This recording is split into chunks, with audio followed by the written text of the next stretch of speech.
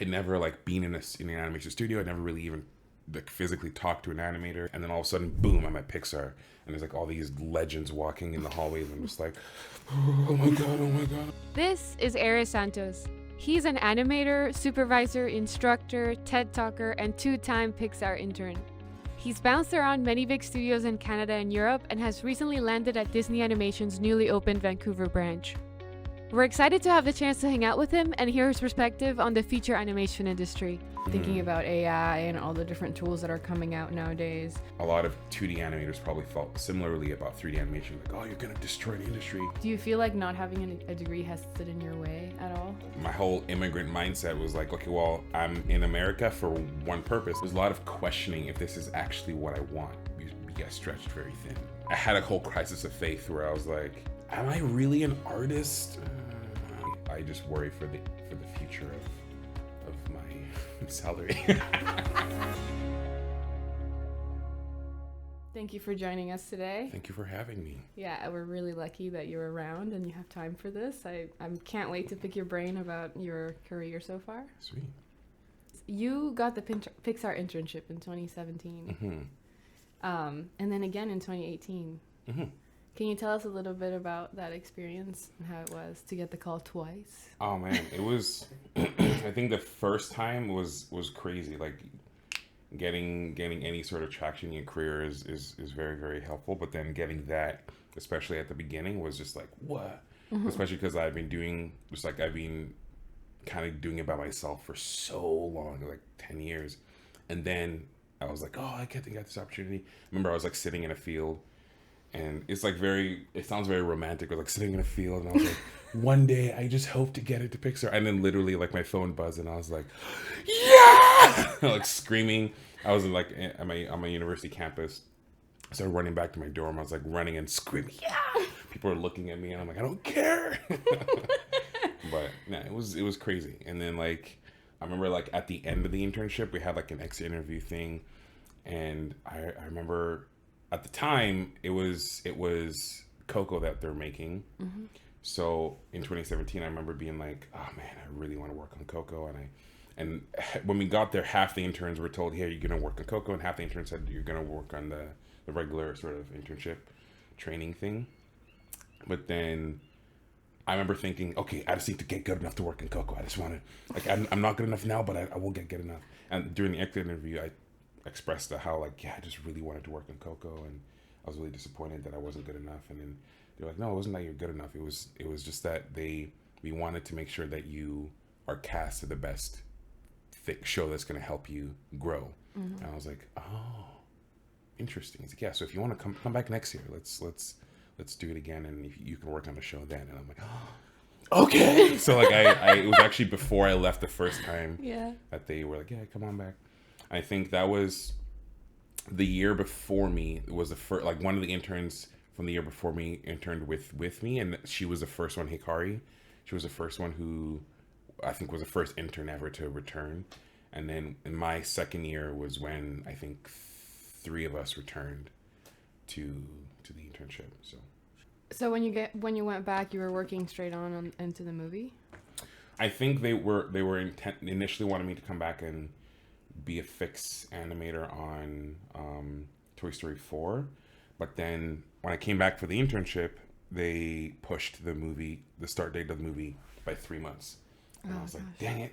Of the 3-month internship, it's like, so eventually I ended up working on a short film called Loop, which is like about 2 kids who are going around in a canoe. One of them is autistic, and one of them is neurotypical, and just kind of like that dynamic.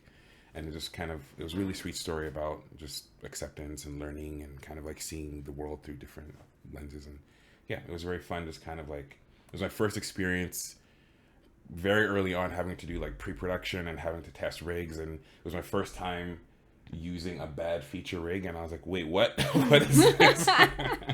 And then just being like, oh, I have to tell them what to fix. Oh, I don't know.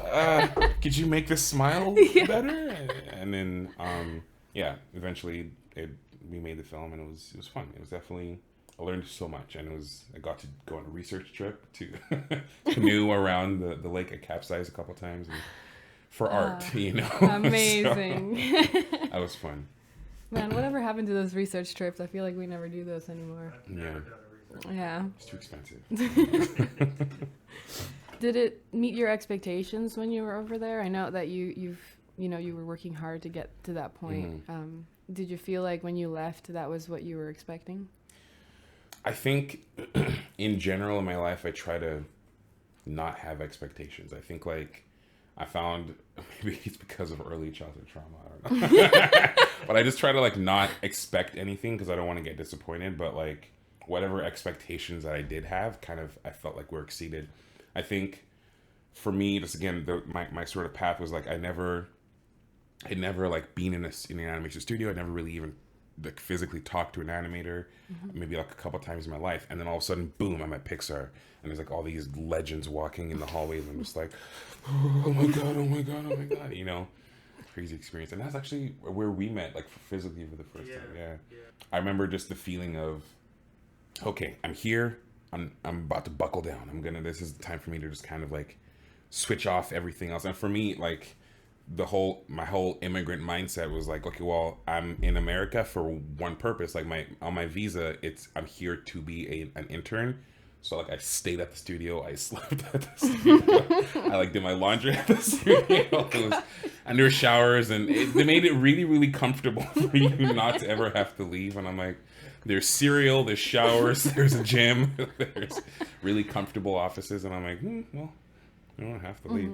So the second time around when I went, like in 2018, that time I was a lot more like, I'm actually gonna experience life a little bit more. Like I'm actually just gonna kind of calm down and let myself see the surroundings. I made a lot more friends that time around. Like I went experience San Francisco a lot more, but I just felt like everything felt a lot more balanced, you know. And I think I don't remember if I was leaving at 6, but I definitely was not staying until 3 a.m. the second time. So which one do you feel was more successful?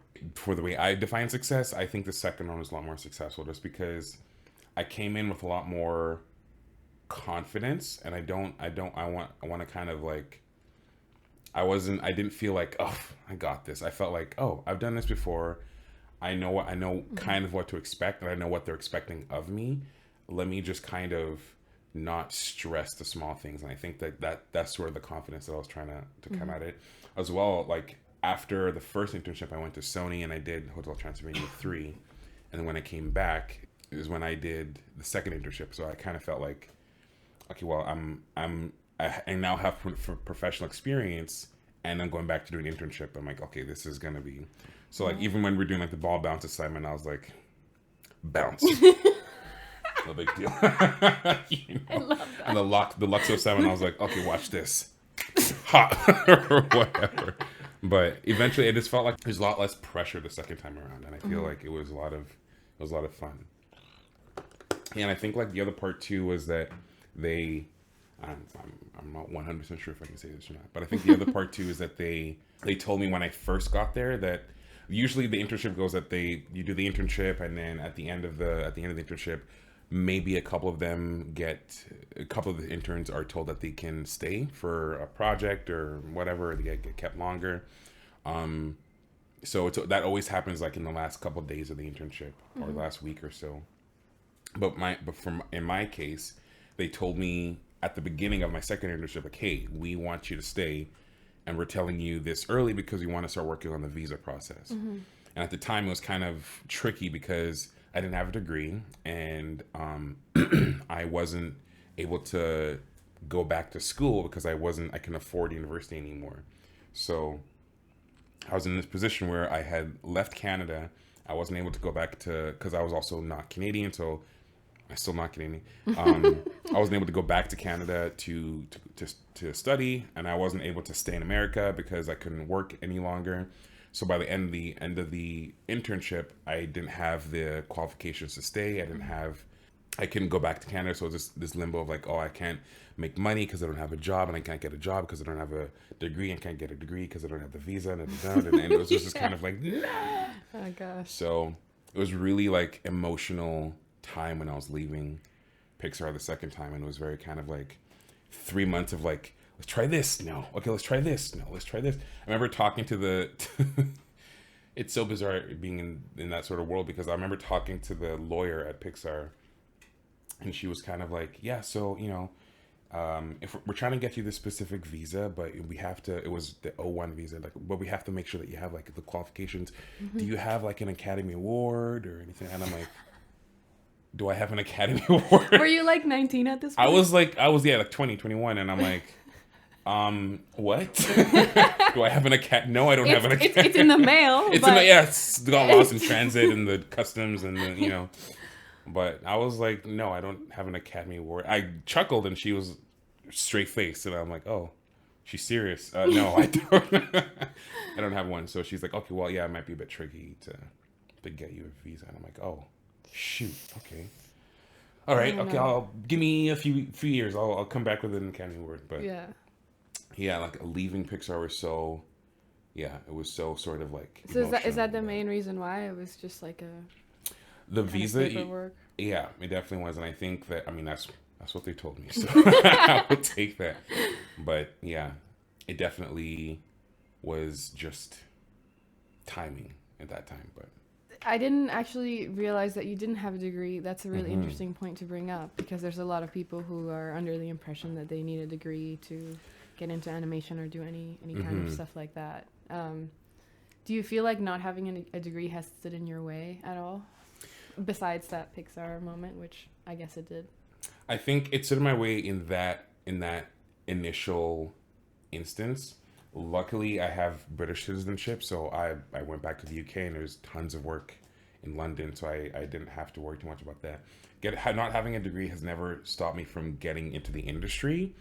The only thing that kind of having a degree has sort of been a detriment to me is when it comes to visa stuff. So, and it's something I've kind of talked to a lot of different people about, where it doesn't hinder you from progressing in the industry. However, it really, really does affect your mobility. You know, and I think like as an artist, especially early on in your career, and for some people it kind of lasts their entire career, you move around a lot. Like I know someone who's been in London, California, Vancouver, Australia, New Zealand, and it's just like they're moving every year or so. And I'm like, I think they have a degree, so I think it's that helps them sort of do that mobility.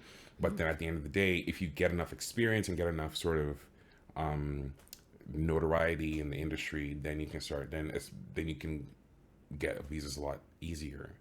From my understanding, the trickiest place to get a visa is the U.S. At least in my experience, it has been.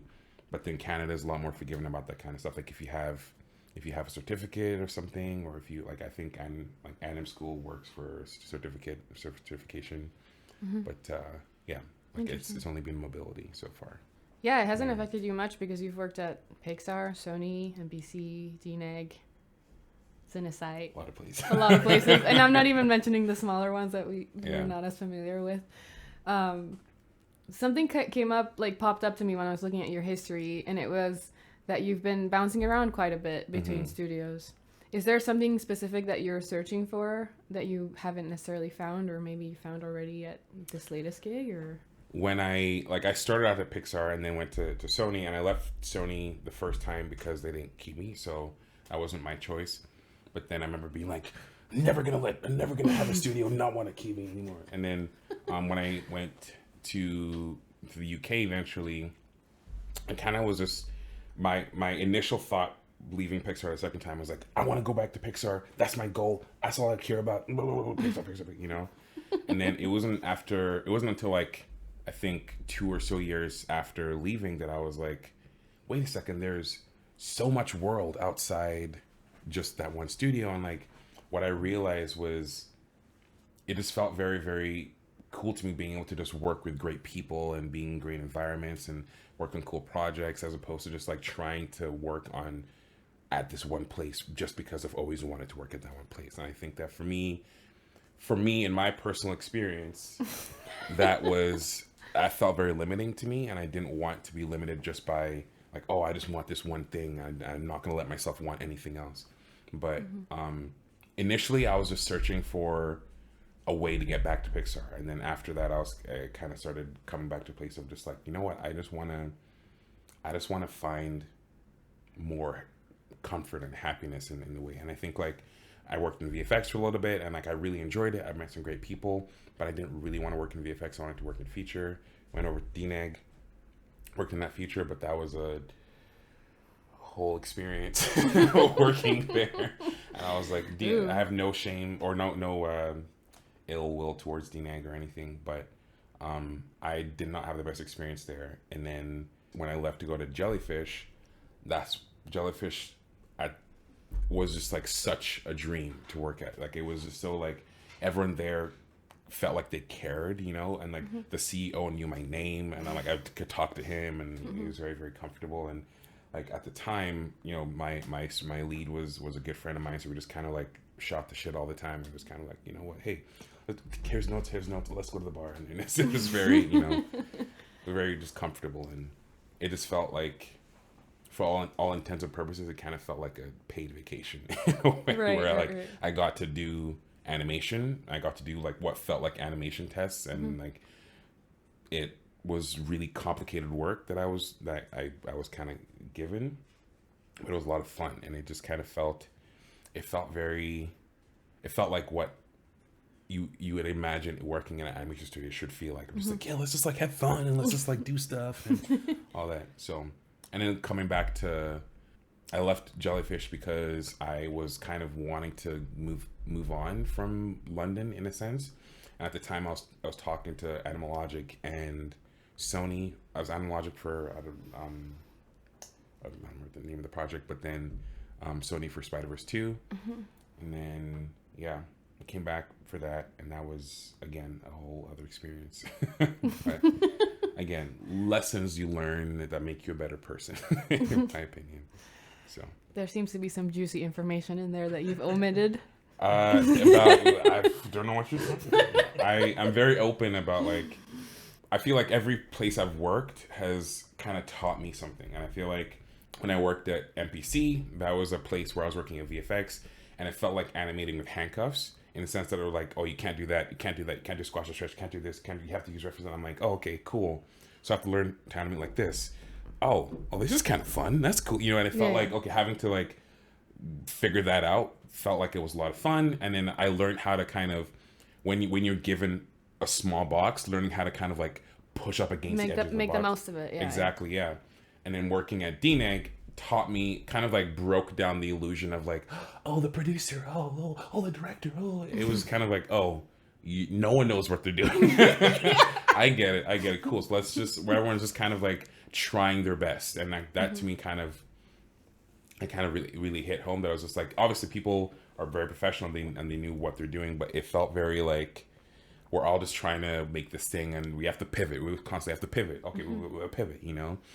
And then Jellyfish kind of just taught me how to just swing and miss and then swing again, you know? And I feel like one of those things where I was giving shots that were very easy to me. I was giving shots that were the hardest in my career, you know, I've ever, not even just my career, hardest shot I've ever had to animate in general. And I remember very clearly, like, there's one shot that I did on Spirit at Jellyfish that was just like crazy. And when the director was launching it to me, he was like, yeah, so basically what's going to happen is that there's 3 horses and there's 3 people riding the horses, but then one of them doesn't know how to ride the horse. So like the horse is like, you know, the girl's like flipping on the back of the horse and spinning around, and the horse is like galloping backwards and bumping into the other horse. And I'm like, okay, cool.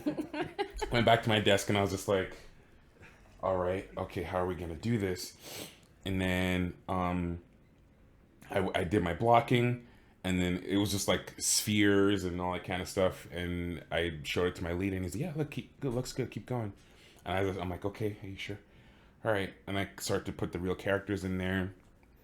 And then as the real characters are in there, I'm starting to think like, oh shit, this is not good. I can't do this. This is not going to look good. So I go to my lead and I'm like, hey, this isn't, I can't do this, man. And he's like, no, you can. You're good.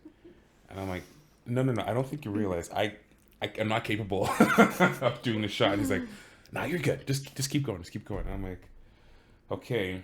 Eventually, like, I splined it out, and I got something that felt fine to me, and like I showed it to the directors, and the director was like, "Holy shit, you actually did it!" And I was like, "What? you launched me into something that you didn't think was possible?" And he's like, "Yeah, well, good for you." I'm like, "Oh, okay. Well, that felt really great, and that felt really kind of like, as long as you, that kind of taught me the lesson. Just like, as long as you just plan enough, and as long as you just kind of, you know, use sense, like something can kind of eventually look good eventually, you know.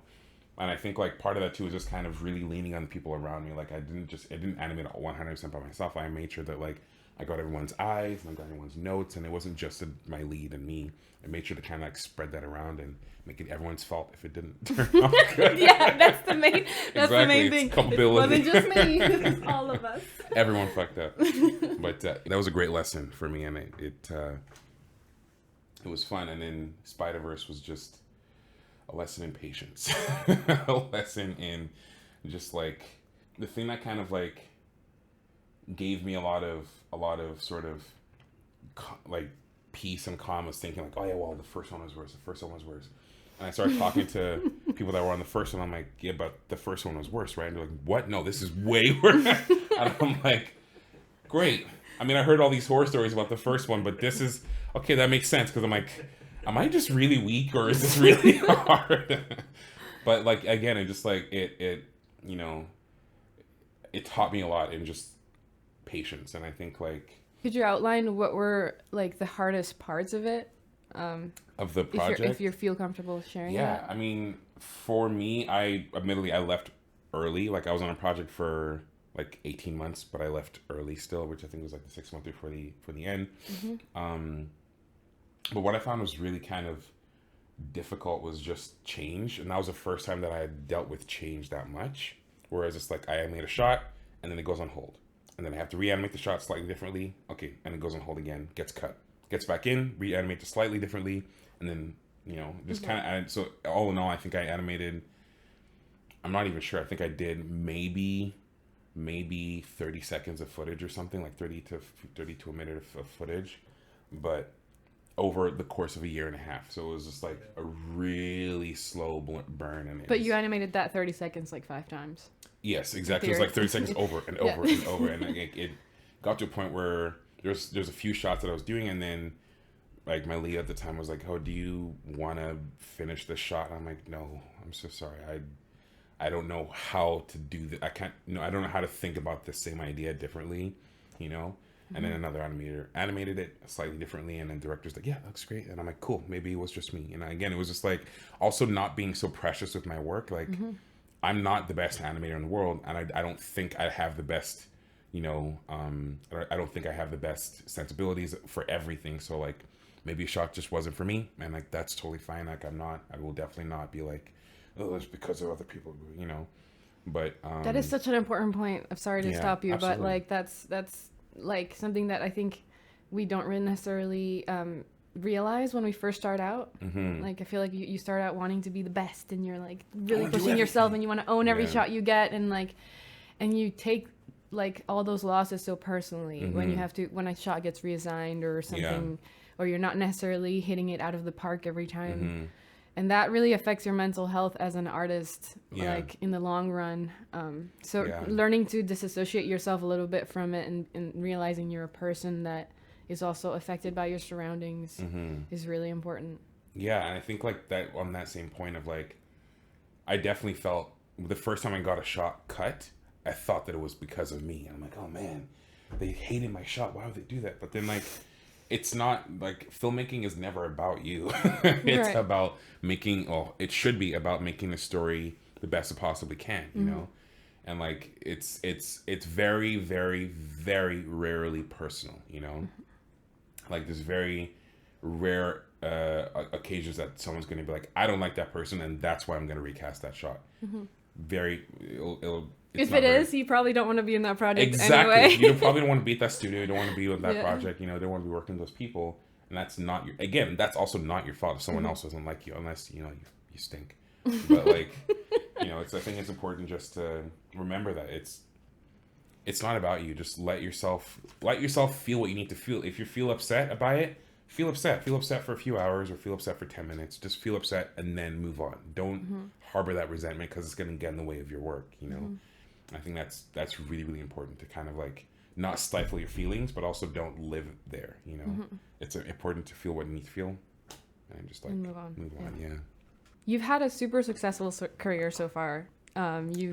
You've gotten into that supervisor role super early in your career. How do you deal with those animators or coworkers that have more experience than you within your team? Like, how do you manage that? I have a job to do. Right. And I'm like, please don't get in the way of me doing my job. And like, but at the same time, I'm also relatively young. And I think, like, I started working when I was 19. I've been working for 7 years now. So like, I'm 26 right now.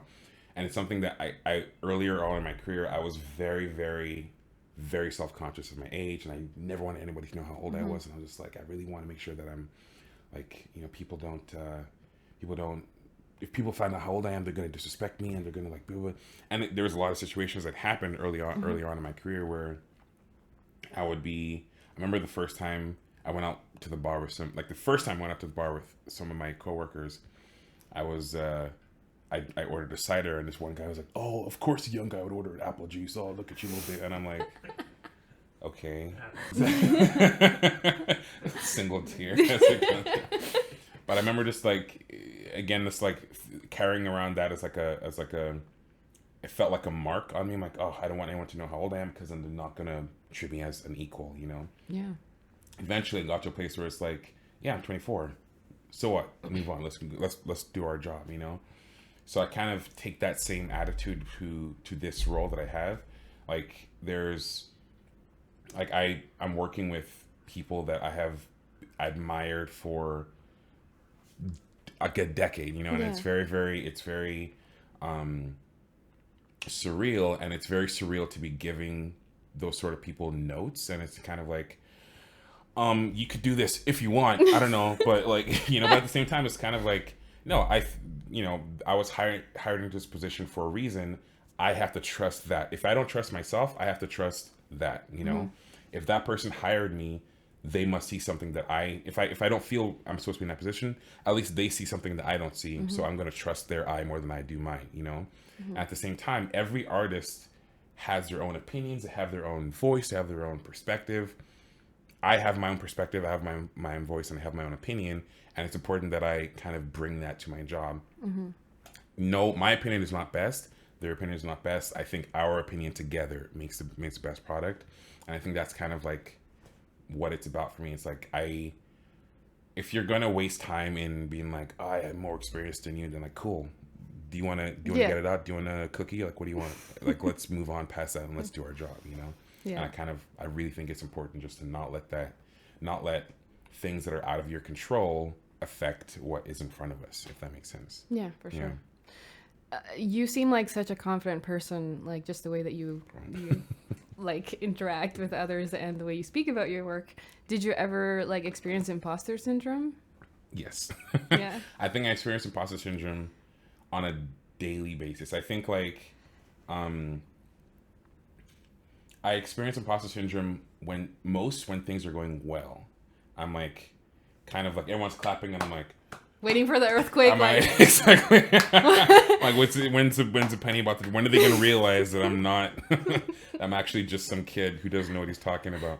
And I think like, I had a really good talk with my Hoka where, as I was stepping into this role, and like we, as the supervisors at Disney, they kind of run their own rounds, and we, you know, artists show the work and we give notes.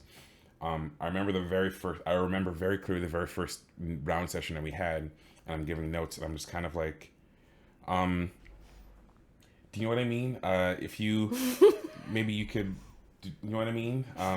You know, and then he kind of like took me to the side and he's like, fake it. And I'm like, oh, okay. And he's like, yeah, just, if you're not 100% confident with the note, just give it. And if it's wrong, it's wrong. And then you pivot after that. But don't be afraid. Like, just, I would love for you to work on speaking with more confidence. I'm like, okay, you know. So the amount of times that I've been like, yeah, let's lower the eyelids and it's gonna look a lot better. And it's kind of like, okay, cool. And they're like, does that make sense? They're like, yeah, it's a good note. And I'm like, next. But I definitely think, but there's also a lot of times where it's like, oh no, I do think this is going to make it better because of the experience that I've had. Like I've done XYZ sort of shot tons of times. And I think that, you know, that it's my opinion that like, if we do this, it'll make the shot feel a lot sweeter or make the shot feel more appeal or whatever. I also think like it's important for me to like one of the other things that Malcolm Pierce, our creative director, said to me was like, it's important to lean into what you are strong at doing and then lean on others for what they are strong at doing. So we have an incredible supervising team at Disney, and I'm very, very lucky to be part of it. And like we have Graham Silva, who's an incredible draftsman. Like he draws like crazy. And Michaela Pfeiffer, she's amazing with wand mechanics, and she's really, really great at just kind of like finding a nice sort of the most simplified performance. And then Juan Acosta, he's great with technical stuff, and he's kind of like a master of all trades, and it's just really, really kind of great to be part of that. And for me, I just feel like, okay, well, what I feel I'm strongest at is this performance. What I feel like I'm strongest at is just like cleaning up a performance, cleaning up a piece of animation. So that's kind of what I just kind of lean on a lot of times. It's like, okay, well, I'm looking at a shot. Is this the cleanest way it can be? Is this the cleanest performance? Is this the cleanest whatever thing it can be? And just kind of continue to strengthen that. And then if I'm like, hey, I'm not sure if this appeal works. Hey, Graham, what do you think? Oh, I'm not sure if this mechanics works. Hey, Michaela, what do you think? Sort of thing, you know? So just kind of lean, again, what I learned earlier on in my career, lean on the people around me, and that helps me look good, helps them look good, you know? I think that's all kind of what works, you know? The hive mind of animation. I love that concept. The team sport. It comes up every time we speak to artists, and it's so important. It's not really, it's also something that when you start out, you don't necessarily realize that you don't have to be the superhero. You have a whole team with you. Yes. And yeah, you're just part of the... Yeah. I think like another thing too that really, you know, that kind of results from, I did a lot of improv before, like I did a lot of improv in university. I did a lot of improv after as well.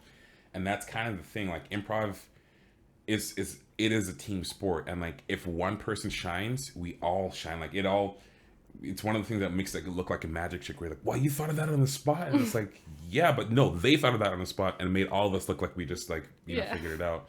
And the thing is like, there's times where you need to be silent so one person can shine. And then like, hopefully later on they'll do the same thing for you, where like they'll lift you up and then you can have your moment of like, you get your nice one button and the show ends and you feel everyone feels great.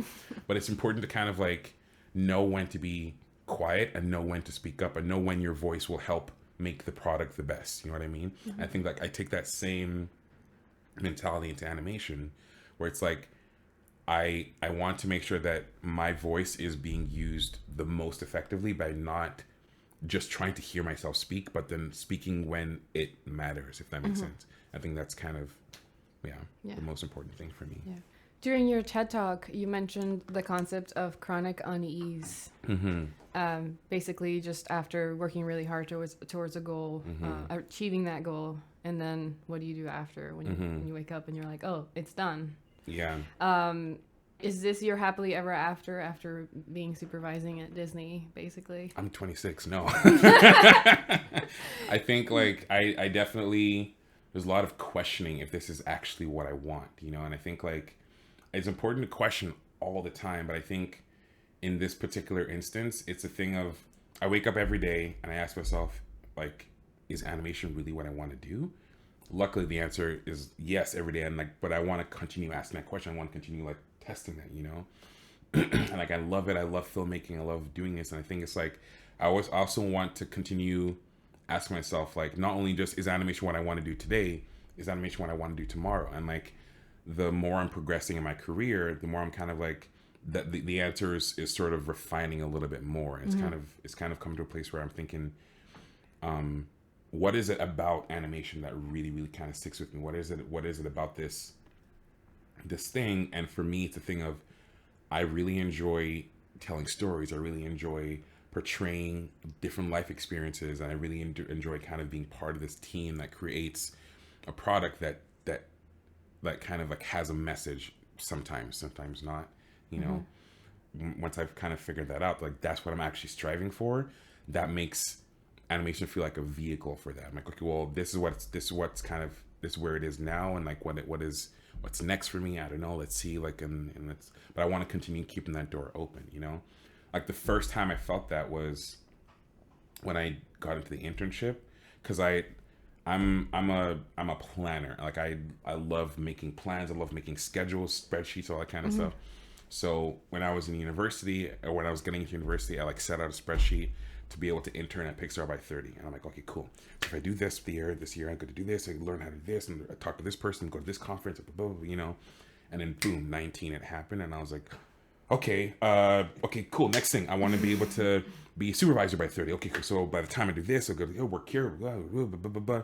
25, that happened. And I'm like, okay, what's, you know what I mean? So I think like what I've kind of experienced is an incredible amount of luck, an incredible amount of like very, very helpful timing in my career, but also it's just kind of like, okay, well, I want to continue kind of making these goals, making these plans, but then seeing how, it's not even about like how early I can do it, it's just how effective I can do it. And I think like what I'm learning more of is just kind of not rushing anything, letting yourself be in moments, you know, and letting yourself kind of maintain. And I think for me, like as I was getting into this year, my 1 year, like I like to have a word for the year that I kind of like to focus on. The word for this year was maintain. And I'm just like, look, I just want to make sure that there's a lot of great stuff that's happened in my career. There's a lot of great stuff that's happened in my life. I just want to maintain it. I don't want to lose any of this shit. Like it feels really good. And I just want to feel like, it felt like, okay, I've climbed really high, really quickly. I'm on this tower. Let me kind of build my foundation up to this level and then start building on top of that again. I think like as I'm moving into the next year and the next couple of years in this decade, I really am trying to think like, okay, how do I continue to push? How do I continue to? It sounds like that chronic unease that you mentioned is actually kind of pushing you forward a little bit every time. Definitely, yeah, definitely. Because I think like you get bored otherwise, and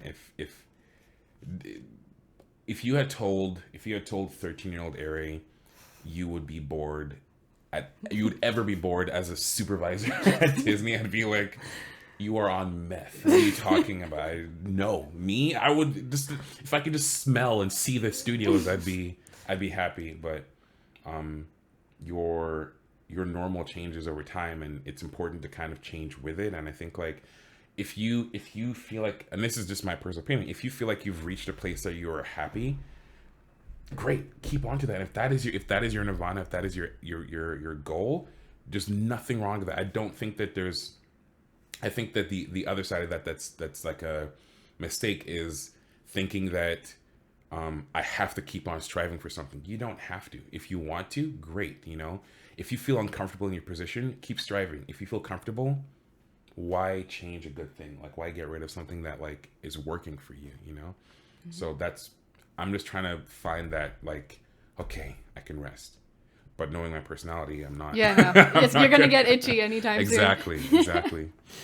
The concept of having a word per year to focus on is really interesting. I never heard that before. Yeah. It's like my version of a resolution. Resolution, yeah. It's much more sustainable, I guess, too, because I don't know. Yeah, resolutions are done in like 2 weeks. Yeah.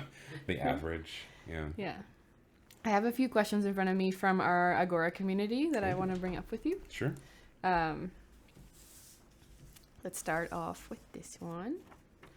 How has your day-to-day life changed since you went from being an animator, just a regular animator, to a lead or supervisor? Oh, first of all, I don't animate.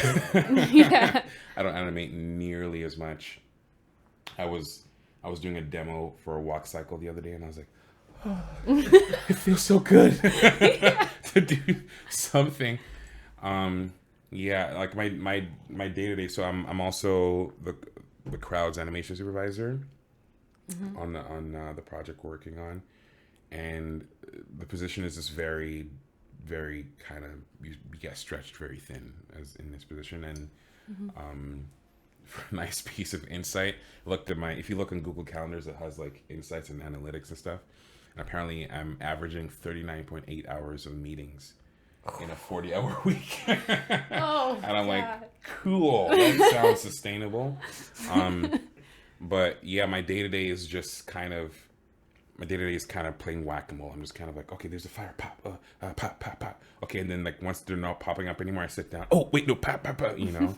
So yeah, there's a lot of my job kind of has become like mentor, teacher, cheerleader, support. You know, all that kind of stuff, and it's having to kind of switch caps sometimes. I love it. I love being able to kind of do each of these different things, but I feel like I had all these perceptions and ideas of what I would want to be as as a lead, and it's kind of like, okay, yeah, I'm going to be that kind of lead that just is always there, always available, always just kind of listening and wants to just ask for your opinion. And I still try to maintain a lot of that, but there's a lot of times where you're just like, dude, we just need to get stuff done. I'm like, I don't have time to ask your opinion. I'm sorry. I want you to do this and I need you to do this. Thank you. Shut up. Okay, cool. You know, but yeah. It's, I cannot wait to animate for 8 hours a day again. I was gonna say, do you worry that you'll get rusty, or have you? Oh, 100%. I'm actively starting to do stuff outside of work now, just because I'm like, I don't have time at work to do it, and I'm scared of losing my abilities. And I think like, I heard this one case of James Baxter when he was souping at Disney. He told everyone that like, for 2 hours every day, I am not going to be with anybody. I'm not going to be in any meetings. I'm going to be animating. Otherwise, I'm not going to be James Baxter anymore, you know? So that kind of has stuck with me. And I feel like, okay, well, I've been doing this job for over a year now. I'm like, okay, cool. I need to make sure that I'm not getting rusty. At the end of the day, like I was animating for 6 years before I became a lead. And that's not, in grand scheme of things, that's not that much time. So I'm like, okay, I need to make sure that I'm not, animating professionally, that is, I need to make sure that I'm not losing my skills. So I'm like, okay, you know what? Screw it. I'm going to do stuff at home. Also, when I do stuff at home, there's no schedule, there's no deadline, but at the same time, there's also no director, there's no, outside feedback. So I get to actually feel like an artist as opposed to, someone who's making this corporate stuff, if that makes sense. You've had, you've actually been pretty active outside of work, even when you were employed. I think, if I remember correctly, I always remember seeing your little animation tests come up in LinkedIn or Vimeo. Yeah. That were really great, by the way. Thank you. How did you balance that time? Like you were. It sounds like you were really hardworking when you were working in each studio. you're really putting it in your all, and then you were going home, and then you were animating again. I think I definitely wasn't doing that all the time. And I think the way it felt for me was that I have like a bank of energy for animating at work. And when you're animating at work, it's what it's like. It's you have to do the whole dance, and like you do your blocking, then you show the lead, and you show the soup, and you show the director, and you get your notes, and you just kind of do that dance. Whereas when you're at home, it felt, I remember the feeling of being like, oh, I really don't want to animate more when I get home. But then I start animating, and all of a sudden it's like this whole nother reserve of energy just unlocks. And I'm just like, whoa, yo, I can do this. And, oh, that's so funny. Oh, there's like a hump, right? Exactly. Like there's a hump that you have to get through. Yeah. It's like, it feels, I often kind of equate it to like, it feels like getting up to going to the gym in the morning. Like when you wake up, you're like, I don't really want to go to the gym. Like I don't want to exercise right now. I want to sleep. But then you get there and you do the workout and you finish. And you're like, oh wow, I feel like energized. I want to like continue, And that's what it kind of feels like animating at home for me. Where it's just like I don't want to do it all the time. However, when I do it, it feels I feel like an artist. And I think like there's a lot of I had a whole crisis of faith where I was like, am I really an artist? I don't really know, because I kind of think of the job as I'm a professional artist, but there's two sides of it. There's a professional, there's an artist part of it, But I feel like the professional kind of swallows up the artist part when you're working a lot, because again, you're creating a product, and it doesn't really feel like oh, I just had a feeling and I just followed my heart and just created this piece of And when I started doing more shots outside of work, I was kind of like, oh, I feel like I'm creating something that's mine. Like this isn't for my reel. It's not for anything else. It's just because I want to do it, And even I found the same thing, like even when I was before getting into the industry, creating shots for my reel, it was for my reel. It wasn't for me, and I kind of hated that. And like what I realized at the end of the day, this is the thing, is like when I got into the internship, it was with the shots that I kind of thought, you know what, I don't really want to animate my body mechanics piece, my acting piece, blah, blah, blah. I just want to animate stuff that I just want to see. I want to animate shots that I like to see. So I animated a couple of shots that I just wanted to do without thinking like, these are going to go on my reel. And those were what they said, that those are the shots that they actually kind of like attached to, because they're like, whoa, there's soul in there. This feels different. This feels like not someone trying to do something for something. It's just art, And I want to get back to that. I want to get back to creating art, and I think that's kind of the way I see animating outside of work. But I also am trying to do less animation. I'm trying to draw more. I'm trying to trying to create other types of things and play more music and all that kind of stuff. So, yeah. What differences do you see in animation education when you started out versus now? Animation education in terms of... as in like the resources that you had available to you when you started learning animation versus what is available now. Dude, Agora, first of all. Not that I have any, but like, no, there's, I feel like, yes, there's a lot more resources when I started learning animation. There's a lot more resources then than there was, 10 years prior. Obviously, that's just the way that the world works.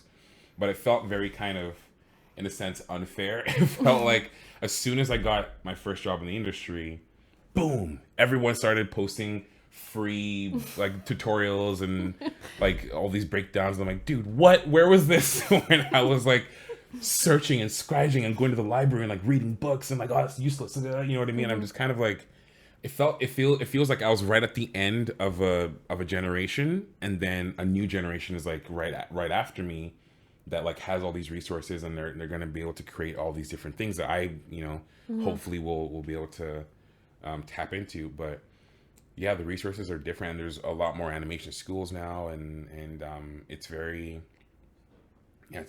cool to be able to see how many resources are available.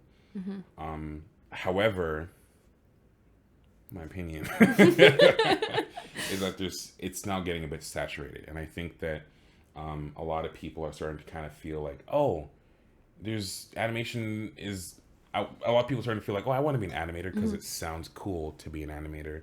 But then a lot of people not realizing how much you kind of have to give up. Like, there's also a lot of YouTube videos that start out with like a title of like, how to be an animator in like a professional animator in 30 days. They're like, it's like, sure. All right. You do that. But yeah, I think there's too many schools now, to be very honest. And I think, it's to be very, like, I also teach animation, and like I tell all my students kind of like, I'm very blunt with them, like, hey, listen, there's a limited amount of jobs, and like if you want to work at Pixar, great. If you want to work at Disney, great. However, it's very very unlikely that that'll happen. Just to kind of temper your expectations. Unlikely does not mean impossible. So strive for it if you really want it. But here's my story of what I had to do to get there. I'm not saying you have to do the same thing, but at the same time, like, you need to understand there's a lot that goes into this, and a long time. You can't just, a lot of schools are like, we'll just do it in 2 years, or we'll do it in a year. And it's kind of like, well, no, you can learn Maya in a year, but then what happens after that? You still have to be able to, get good at the thing. And I'm still trying to get good, So I think there's a lot of resources, which is great. However, the market is so saturated right now. And I think that what does worry me is that it's going to cheapen the job, in the sense that like, I'll just get the student to do it for half the price or whatever. And it's kind of like, cool. Can a student do it at the same quality, at the same amount of time? Sure, maybe not, But I just worry for the future of my salary. To be very, very blunt about it. Yeah, for sure. What advice would you give your teenage self? Chill out. Just relax. Like, it's not that big of a deal. what is not that big of a deal? Literally anything. Like, it's just, I think it's important just to like not be so, not be so just uptight. I think like it's really important to just let yourself make mistakes, and if you make a mistake, great. What did you learn? And I think that just not being so precious about everything. However, that kid became the person that is me today. I was just gonna say, yeah, like, do you feel like that uptightness and that pressure made you what you are today? I do think so, and that's a tricky thing, because like I wouldn't change anything about my past, because I wouldn't be who I am today. You know what I mean? In any capacity, like not even career wise. I have grown to like the person I am today, and I think I like the person I am today because of all the mistakes I made, and because like of the contrast of who I was before and who I am today. And I think like I prefer my mindset now than I did when I was a teenager. I prefer my mindset now than I did when I was in my when I was earlier on in my 20s. And I think that I hope to look back at myself now and still say like, oh, he was so uptight, And I think that I always like to think about what would 36-year-old Ere say about 26-year-old Ere? And I'm like, first of all, I don't fucking know. Second of all, I'm just kind of like, I hope he would think that I was setting him up well. I hope he would think that like, oh, well, we were heading the right direction, and he made a lot of mistakes, but like, that's okay. It's just like, it happens, and just continue to relax a little bit more. And I want to continue just relaxing more. I want to continue just not fretting the small stuff. Do you feel like you missed out on anything in your childhood for being so? Yeah, I do think so. I think like especially in university too. Like I did a lot, and I'm very, very grateful for the friends that I had, that they were very, accommodating. But like, for all intents and purposes, like I would do my classes, because in university I studied math I studied math and computer science instead of animation, and I would do my classes, do my homework, and then come home and just like animate till like 2 a.m.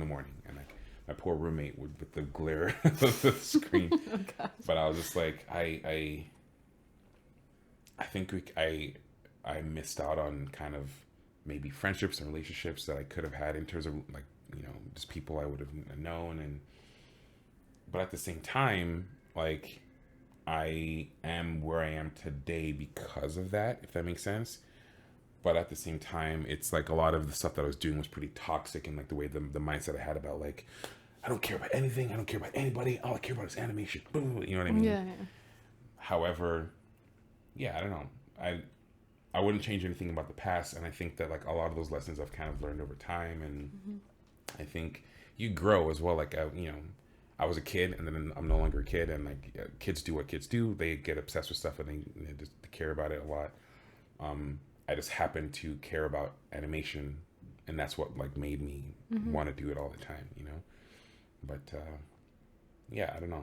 I think there was stuff I missed out on, but I don't know if I would change any of it, if that makes sense. Yeah. I guess you touched on this question a little bit earlier when you mentioned that you were a little bit cautious about like how much animation education is out there now. But the question is, our industry is at a crossroads. What would be the ideal outcome?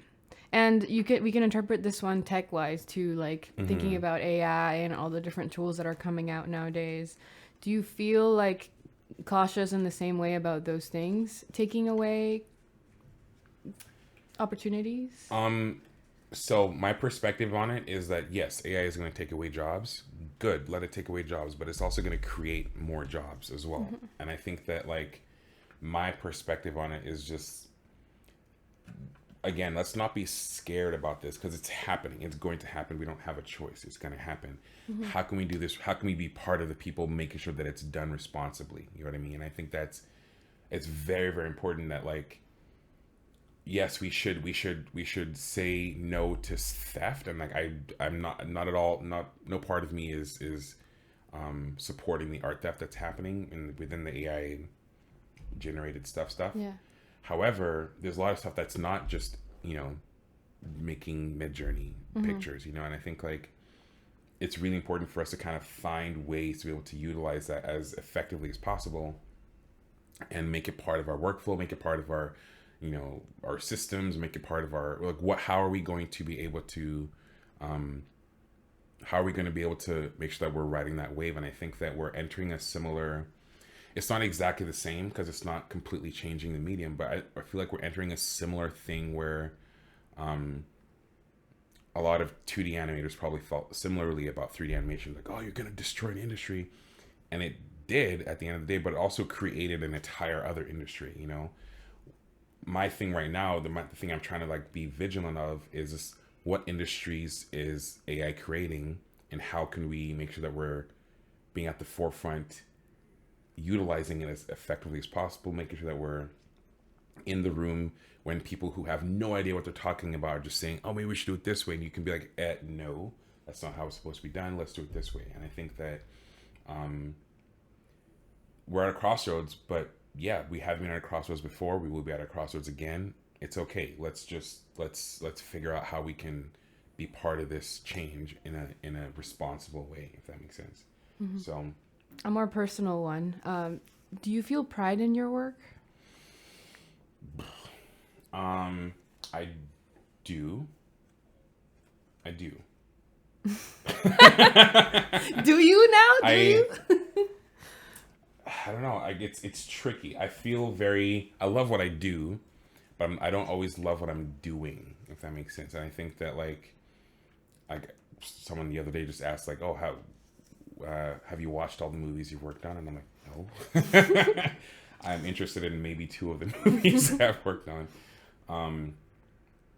But yeah, it's kind of, I mean, that's kind of it. It's just like, it's not, I don't always create, this is part of that whole, like, am I an artist? Because like you create stuff that you don't watch and you animate stuff, like the shots that I animated and I've never watched it since I've animated it. Cause like, I didn't care about it when I was animating it. I didn't, you know what I mean?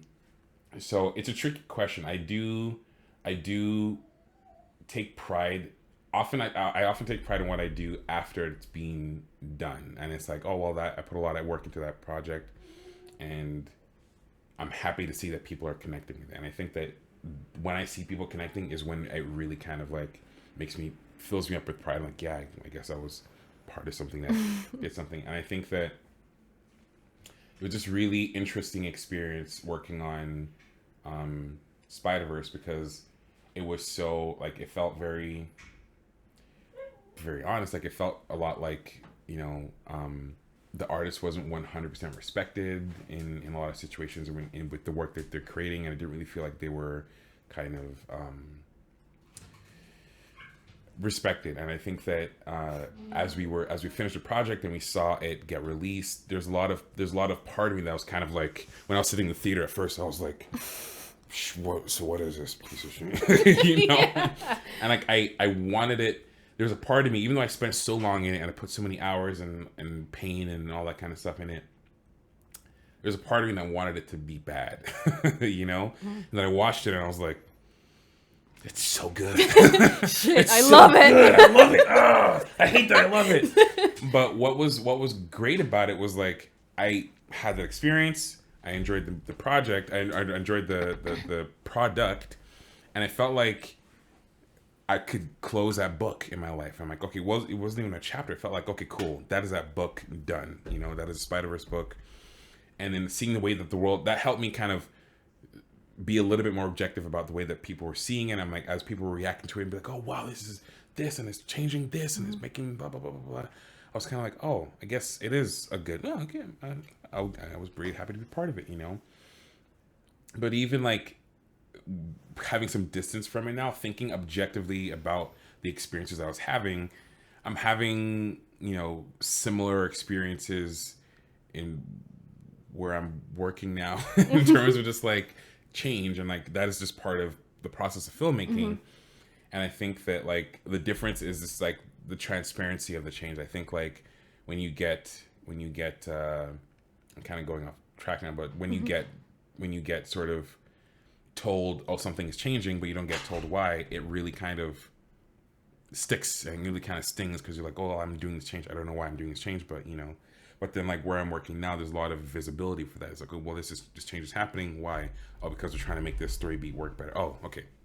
I can do that for you, So I think like it's a lot easier to take pride in the work I'm doing today than the work I've done previously, just because I feel a lot more connected to it, if that makes sense. Do you think that there's like a theme here where like, so Spider-Verse was, not super great for the artist. It was, a lot of work, a lot of hours. But the movies turned out amazing. Mm-hmm. Do you think there was a way that they could have made the experience better for you and not hinder the quality of the movie? I think storyboarding the film a lot more thoroughly would have been really, really helpful, because there's a lot of situations where it's just like, it hadn't been figured out, and then it was kind of on Annan to be like, okay, well, just make something cool. And it's kind of like, okay, well, what does that mean? What's happening in the scene? What's happened before? I also think working at Sony Pictures Imageworks is technically a vendor of Sony Pictures Animation.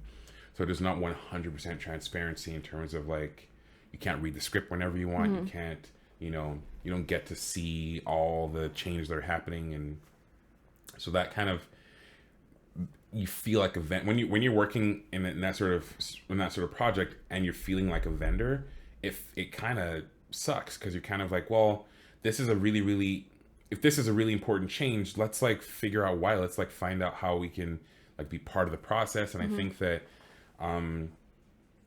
when you work with 900 incredible artists, everybody has opinions and everyone can and should share their opinions. I think the one director opinion should matter the most, and I think that's the most important thing. But it's important to kind of like not just silo off half of the artists who are actually making what's going to be shown on screen, and it's kind of like, oh well, we're only going to focus on just a few voices in the room. I personally think that this sort of filmmaking is a team sport, and I think that we should lean into that a little bit more in general as an industry. But yeah, I think all in all, I think storyboarding the film a lot more thoroughly and kind of in general knowing what we're gonna do would definitely help. But I know things change, the story changes, and once you start seeing it on screen, everything changes. But that's okay. Let's at least know how the movie ends before we start making it. So yeah. Yeah, that sounds like a double-edged sword. Like to have I have worked on films where they are so married to the storyboards or the previs that you have very little creative input in it, and you're just kind of just doing what is already there. You're just making it look pretty. So I guess Spider-Verse is one of those where you kind of had to give your all to every shot, and that sounds like it would be exhausting if you have to redo it 10 times over. Yeah, there's some animators on Spider-Verse that they would do these tests. I'm telling you, just like I hope one day these tests get to be seen by the world, just because it's like, I remember the feeling of starting at Sony, and then as they were creating these tests, just being like, wait, this is the best animation I've ever seen in my life. Are we seeing this? Like, how is no one like freaking? This is amazing, And it was just like, it was just so unreal just to be kind of like, to have my name next to those people. And it's just kind of like, what? These artists that like are so underground and they're not on the internet, but they just create the most amazing stuff you'll see. And it's very, very inspiring. And I think like, you have that, use it. You know what I mean? Like they have different types of abilities, like use their abilities a little bit more. My opinion. But this is something that we mentioned before we started recording about specific type of animators that we refer to as silent killers, who like don't have a lot of a voice online. They don't really speak up very often, but they're incredible at what they do. Do you think that it's important for people to speak up, and like for people who are to have a more of an online presence? Does that affect you and your career? It definitely can affect you in your career, and whether or not it should, that's a whole other conversation. However, I firmly believe that like it's important to be vigilant of the people that are around you, and I think like you don't need to be online to be able to be successful in animation. You don't need to have a presence. And it helps, definitely. I think like it can help, and it can help you with negotiation, notoriety, and all that kind of stuff.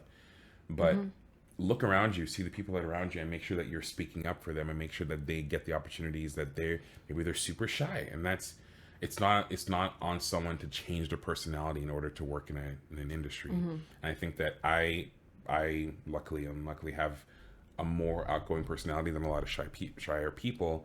And something I'm very, very passionate about is like making sure that I'm noticing those shy people, seeing their work, complimenting their work too, going up to them like, hey, I saw what you did, it's great, you know. And I not necessarily, I hope I'm not making them feel uncomfortable, but I often try to like ask their opinion. And I don't want to just give you a note. I want to be like, hey, what do you think about your shot? Like, do you like it? You know. And a lot of people, a lot of times will be like, what do you mean? I don't know. I think it's, do you like it? And I'm like, I like it, but do you? And they're like, yeah. And I'm like, oh, I'm sorry. Let's just, let's move on past that. But I think it's important to like notice those silent killers in your back pocket, especially if you're in leadership. Like, look around you, notice the people that are, that you have at your disposal, and use them, you know. It's a waste of talent otherwise, and it's a waste of time, because you could have saved that time otherwise. Yeah. Which has been your favorite city to work at or live in so far? I mean, it's interesting because I feel like each city I've lived in kind of fit that point in my life. Like, I feel when I was in London, that was like my early 20s. I was very just kind of like, yeah, let's like, there's like so much stuff happening all the time, and this life just kind of finds you. And I really, it feels very kind of just, it felt very fun. And I think like an example of what it would be like is one day I went to go watch a play, and like after the play, it was a really good play, and I was walking through the streets, and all of a sudden I stumble upon an opera that's just like in the middle of a square, and I'm like, what? And like I sit there and watch the opera, and I'm like, this is so cool. And I start walking on, there's like people just breakdancing, and I'm like, God, this is so like, what is this place, you know? And it just felt very alive, and it felt like kind of life just comes at you, you know? And I feel like moving here, it's a lot like, you know, Vancouver's a lot slower. It's a lot kind of more chill. People go hiking every weekend, and it's just very like, you have to go out and find life. But I feel like there's still lots of stuff happening. You just kind of have to find it. And I think that like as I'm in this stage of my life where I'm like, okay, I really need to be a lot more intentional about stuff. I feel like I can't just kind of like, I was intentional a lot about my career, but then now I have to be intentional about the rest of my life too, where it's like, okay, well, I want to make sure that like the friendships that I have, I really want to maintain them. I want to make sure that I'm not just kind of, I'm not in a place anymore where I'm just moving all the time. So friendships for me, I have like, if I want to have friends, I have to kind of put the effort in. It's not just going to happen. You know, I think like Vancouver's lifestyle kind of fits what I am now, where I need to just kind of put a lot more effort into being, if that makes sense. And I think, yeah. But my favorite place, I think, I mean, London was amazing. I loved living in London. It just felt so fresh all the time, and it felt so exciting and surprising and like inspiring. And I think like the other part too is living in a place that is very historical. Like there's cobblestone streets and like a building that, you know, they remember this one time I was in a pub in London, and it was like, oh, established in 16 blah blah blah. And I'm like, this pub is older than Canada. And I'm like, that's the institution of Canada. I'm like, that is bizarre. And like the people that founded this, like people that built this building have been long gone, but like, it's so cool to kind of just feel the kind of, it feels weird to say this, but if like feel the ghosts around you, and it feels very sort of like, not all, I kind of started feeling this way of like, not all ghosts are bad. Like, you know, everybody dies, so and not everybody's a creepy stalker. You know? I like to think of it as energy more than exactly. There's like such great energy around you. Yeah. So yeah, I think it was a lot of fun. But I'm really Vancouver. I'm now about to have lived in Vancouver for the same amount of time that I've lived in London. And it's starting to kind of grow on me just now, and I'm feeling like it's as I have reasons to stay, it really helps kind of make me feel a lot more comfortable here, if that makes sense. Do they still have paid overtime in London? I think they have paid overtime at DNEG after a big old kerfuffle. But no, because everyone is on salary. Yeah. So it's like, well, you get paid for the amount of work you put in a year, whether it's 40 hours a week or 80 hours a week. Okay. That's not really very concerning. Yeah. So not ideal, but yeah, you get they have something called time off in lieu or toil as instead of overtime. So like some companies say like, okay, well, if you're gonna work on the weekend, then that's like if you worked one day on the weekend, then that's one day added to your holiday. So I remember this one time I worked a bunch of toil at this, I think it was at Jellyfish at the beginning, and then for the last 6 months of the project I just took off every Friday for 6 months, and it was amazing. I did the same thing. I did the same thing at Rodeo Effects. They did the same thing at the time, and I also took off every Friday, and it was great. I felt amazing. And it's crazy because like I'm not saying this in any sort of braggy way, but I was the highest performer on the team, working 4 days a week, and I'm like, that works. You know, if you just have a lot clearer mind, yeah, you can do things a lot quicker. And I think like that really is it at the end of the day. Like a lot of animation is sitting thinking about what it is that you're trying to do, you know, and like I think if you have a much clearer mind, you can do the work a lot quicker, you know. Doesn't matter how fast you click, doesn't matter how many tools you have. If you don't know what you want to do, you're not going to do anything, you know. So I think having more time to kind of connect with the world around you and just kind of be a lot freer allowed me to kind of approach my work with a lot more sort of ease, if that makes sense. Yeah.